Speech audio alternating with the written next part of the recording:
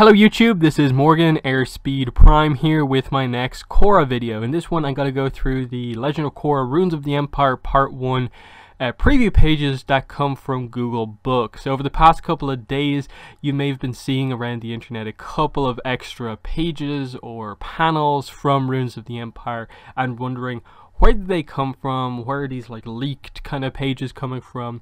Like Imbalance, a week or two ago, this is just the Google Books preview going live for Ruins of the Empire.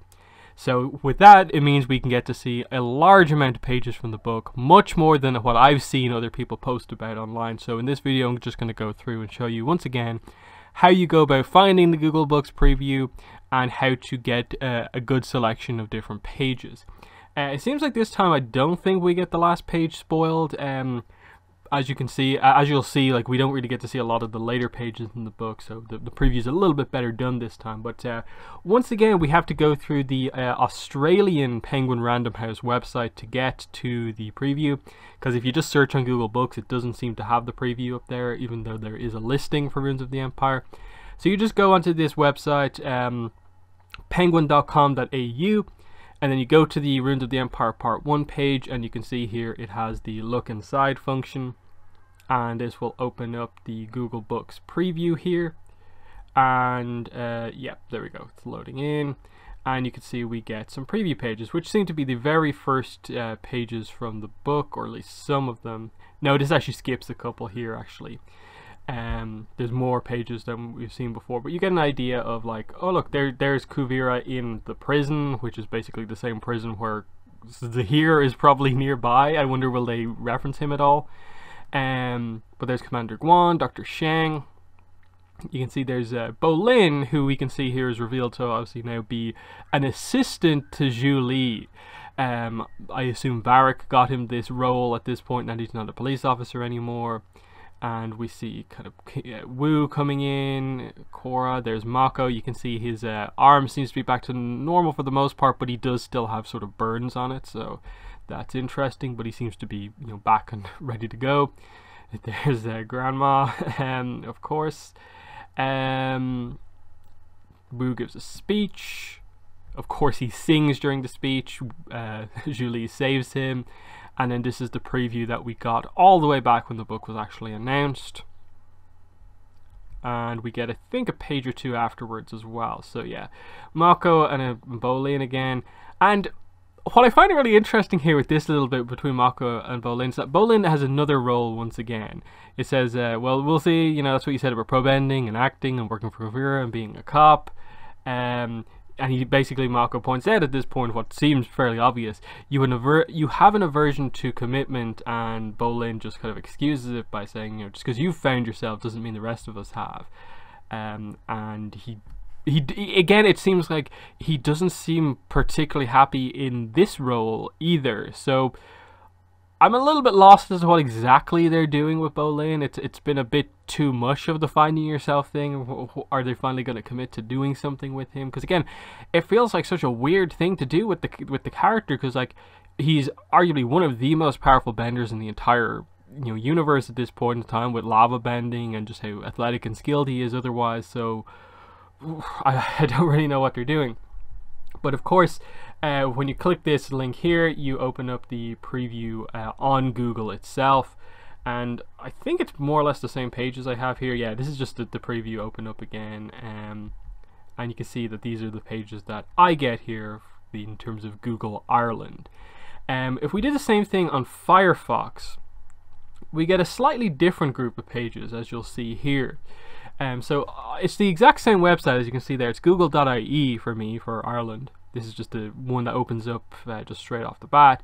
It gives me a similar group of pages, but as you can see, it gives me that first one there, but then skips all the way to the speech, which we saw.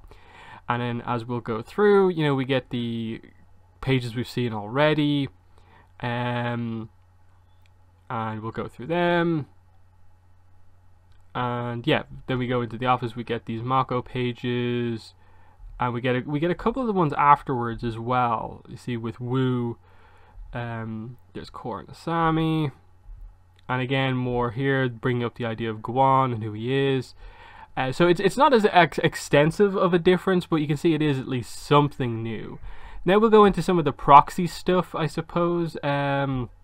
This is the USA proxy, and it'll give you a sense of the pages doing it this way. You can see here it'll tell you what page we're on here. So this is the first page of the book, of course, it's the cover.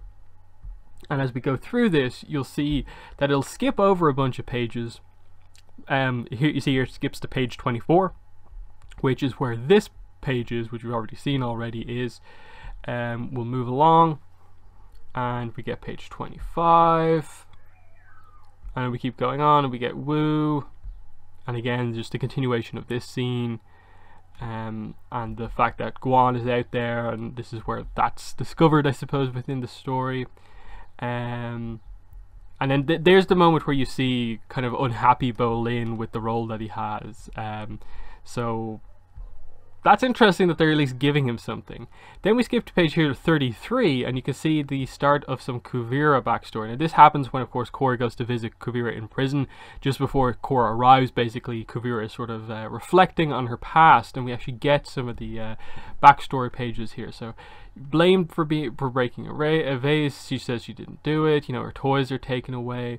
It's interesting to hear about, like, it's not confirmed, like, are they her parents, or is this when she's in some sort of, like, you know, orphanage or something like that, and stuff like that.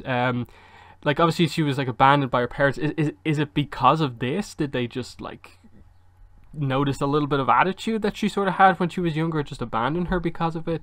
There's a lot that has to come out here to, like, give extra depth to the backstory that's already presented about her. But we'll move on.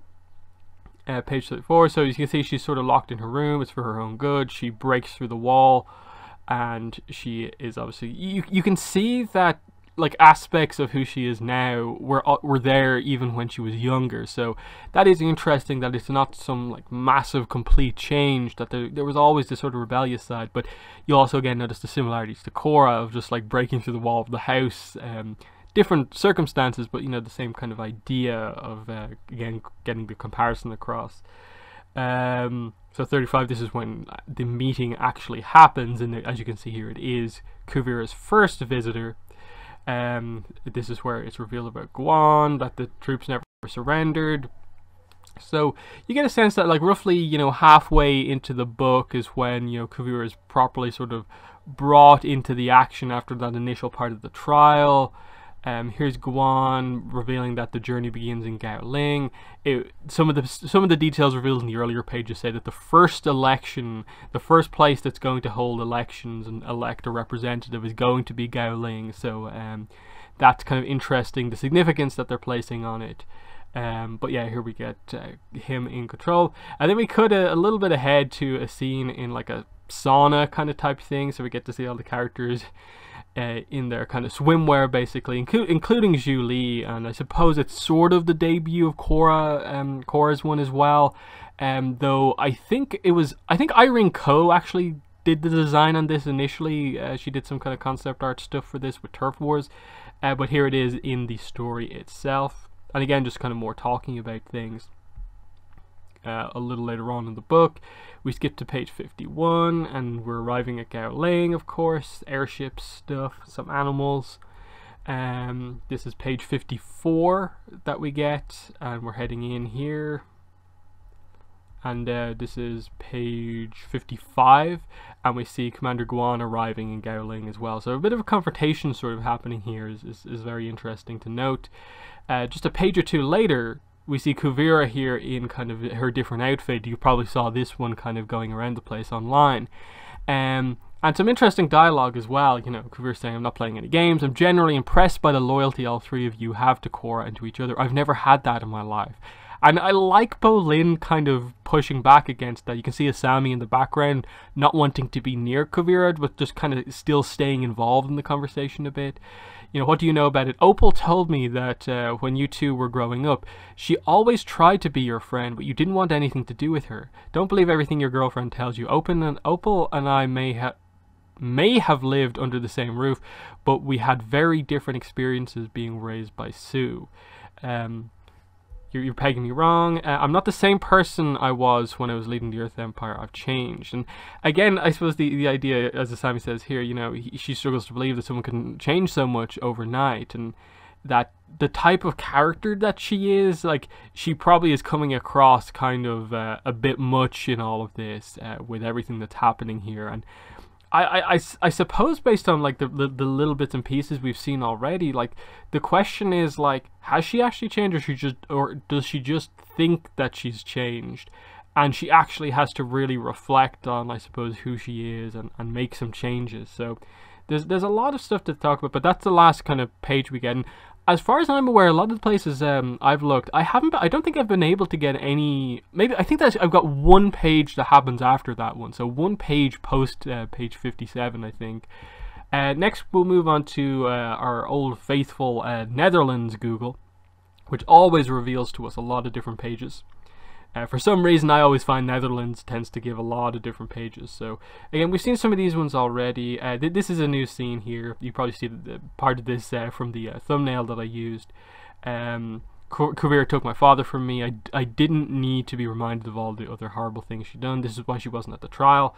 Korra going to talk to her on her own. Thanks for understanding. Good luck. So Asami not being annoyed at Korra for going to speak to Kuvira, but just not wanting to do it herself is the angle they're going for here. So that's interesting, but there's still an element of concern there, as you can see on Asami's face. So, you know, so far, like the preview for this part suggests that everyone's going to be at odds over how to handle Kuvira, but I'm not really seeing the issues as such. It's more of just everyone has their own opinion, but they're not arguing about how to handle her. Like, she's there, and that's it, basically. So that's interesting. So again, we've seen some of this stuff already. There's the scene in the sauna. We see the arrival at Gaoling. Commander Guan arriving, that scene there. And then this one here. I don't know how later whatever in the book is, or like towards the end this is, but obviously Kuvira approaches Guan and obviously tries to lift him up using metal bending. His forces don't want her to do that. Korra wants her to stop as well, and she is electrocuted somehow. Now, visually it doesn't look like she's being hit by anything. So is this potentially the reveal of Guan's special weapon? Or is it part of why Kuvira is allowed to sort of be out in the open, that she has to wear some sort of a shock collar type thing and someone has activated it at this point in time? I'm not sure. Because Korra doesn't appear to obviously activate anything, and like we know the rest of the group is there from a few scenes earlier on, so like, is this Asami activating this? Is this Bolin, Mako? It depends about the details about what's going on or what. You can see some earth bending here that she's done on the ground as well. So I don't know how close to the end that is. I can't see it taking place too far on from this. If, you know, they roll up here, this page happens like a page or two afterwards. I get the impression that Kuvira almost goes straight out to try and sort things out.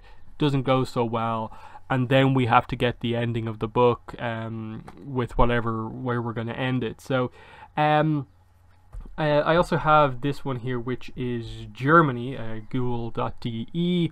I don't know how many extra new pages are in this one, if I remember correctly. So there's the preview we've seen already, some of the pages we've seen previously with Wu.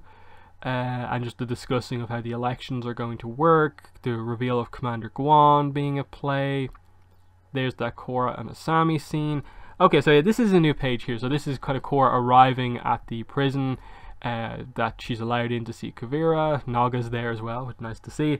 Here's some of the backstory scenes. So it is just 2 pages. We just get a quick 2 pages and we cut away from it. I wonder how many more are going to be in part 1, or is that just a tease for more stuff that's coming in part 2 and 3? Because I think we know from Michelle Wong, the artist, teasing some stuff, that there are some flashbacks, at least in what I assume is part 2. So that's where the preview ends here. Now, I could probably check a bunch of other countries, but I think for now that's fine. We've got to see a bunch of other pages. We've probably seen about, 30, 40 pages there from the book. I don't think this is as an egregious of an example of like the preview completely spoiling the entire book as Imbalance, because obviously Imbalance, spoiled the entire ending with the part 2, preview and so on.